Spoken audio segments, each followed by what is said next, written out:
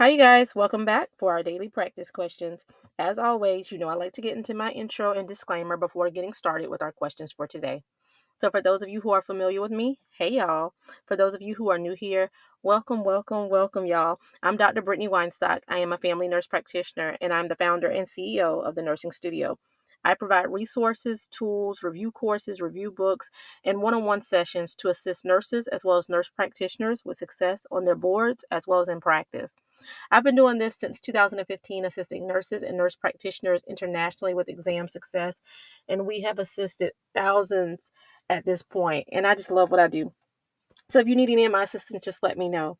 But y'all know that I always get into my disclaimer and reminders before getting started. Those of you who are familiar with me, you can probably repeat it with me when I say it. But I just like to remind you guys, there's no absolutes in medicine. We treat on a patient by patient basis. So any of the questions that you see here, I have created and designed based on what is currently being tested on the ANCC and AAMP exam. Now, any videos that you see from me that are covering things that we currently do in practice, I will always say that in the video so there's no confusion, okay? So with that being said, let's get into our questions for today. I wanted to just hit on a few medications for you guys today to kind of get your mind on track with some of these, okay? So the question number one states, the nurse practitioner and NP student are discussing side effects of ACE inhibitors. All of the following are side effects except A, cough, B, hyperkalemia, C, hypokalemia, and D, headaches. Tell me what you got in the comments, you guys. All right, you guys, I always recommend reading the stem of the question first, so it allows you to slow down to ensure you're answering what is even being asked of you, right? So here, the stem of the question states, they're discussing these ACE inhibitors, and all of the following are side effects of ACE inhibitors, except. So we're looking for that incorrect answer, right? So think of the side effects that you know of for ACE inhibitors. Is cough a side effect of an ACE inhibitor? Yes, it is. And it's a classic side effect because, if you see that, you want to act then, stopping them on it, etc. So cough, classic. You hear that? You should think ACE inhibitors. B, hyperkalemia. C, hypokalemia. Or D, headaches. All right. So B, hyperkalemia is a side effect. Hypokalemia is not, okay? So ACE inhibitors, you always want to look at their potassium levels because they can lead to hyperkalemia, okay? And then headaches are also, even though they're not as common, it is a side effect, okay? So C is the answer here because that's the one that's incorrect, all right? Hypokalemia is not a side effect of ACE inhibitors. Cough, hyperkalemia, and headaches are. Question number 2. The nurse practitioner and NP student are discussing side effects of thiazides. All of the following are side effects of thiazides except. Is it A, hypokalemia, B, hyponatremia, C, hypomagnesemia, or D, hyperkalemia? All right, so similar question here states, all of the following are side effects of thiazides except. All right, so which one's incorrect about thiazides? Think about your side effects. Is hypokalemia a side effect of thiazides?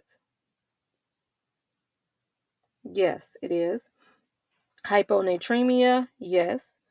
Hypomagnesemia? Yes. Hyperkalemia? No. So when you're thinking about your hypertension medications, ACE inhibitors side effects are hyperkalemia, whereas thiazides are hypokalemia, okay? And think about it because the majority of the side effects of thiazides, I always say, check your electrolytes with thiazides because that's the one that will jack the electrolytes up, so you want to monitor those. But majority of the electrolytes are low with thiazides. Hypokalemia, hyponatremia, hypomagnesemia, okay? So D is your answer here because hyperkalemia is not a side effect of thiazides. And lastly, question number 3. The nurse practitioner and NP student are discussing contraindications of calcium channel blockers.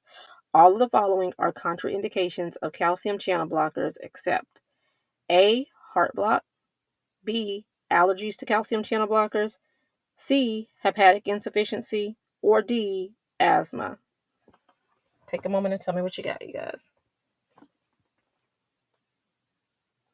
All right, and the stem of the question here states, all of the following are contraindications of calcium channel blockers except.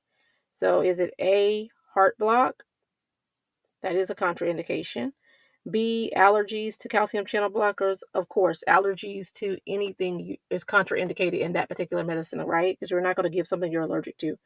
C, hepatic insufficiency is also a contraindication of calcium channel blocker. Asthma is not, right? We do watch for asthma with like our beta blockers, but that has nothing to do with the calcium channel blockers. So D is your answer here because this is incorrect. The contraindications that are correct listed here are your heart block, your allergies to CCBs, and hepatic insufficiency. Okay. All right, you guys, I hope you found this helpful. As always, be sure to like, comment, subscribe, and share with whomever you may think may find this beneficial as well. But y'all make sure to meet me back here. And as always, if you need any other resources that I provide, feel free to reach out to the Nursing Studio at 803-400-6864 or shoot us an email at thenursingstudio, the number one, at gmail.com. Now, review book options. We have the ebook option and the paperback option. They are both linked in the bio of this channel. Ebook is $39.99, and once purchased, you have access on all devices. And paperback option is in color, and it is $69.99 and accessible and shipped to you immediately. My self-paced review course that's designed for family and adult gero practitioners. This is also linked in the bio of this channel. It is designed for the ANCC as well as AANP. I will link my non-clinical review up there too because a few of you have asked about that. We're currently in our 5-week intensive review, the group course that I do periodically through the year. So just be on the lookout on the next one up and coming. And then as always, I tell y'all with my one-on-one sessions, just reach out, okay? Because it's geared off of what you need. If you're looking for something for just one weakness, that's an option. If you're looking to assess your exam readiness, that's an option of our one-on-one sessions. And then lastly is our custom plan. And as I always tell y'all, like, for example, if you've been unsuccessful before and you're looking on how to structure, where to restart and get back on track so that you can prepare, I work alongside with you on that time frame, and we take you from unsuccessful to successful. So if any of those things are things that you are needing, just give us a call or shoot us an email. You can also shoot a text message to that number, and we'll get you taken care of. But as always, make sure you meet me back here. Happy studying. Bye, y'all.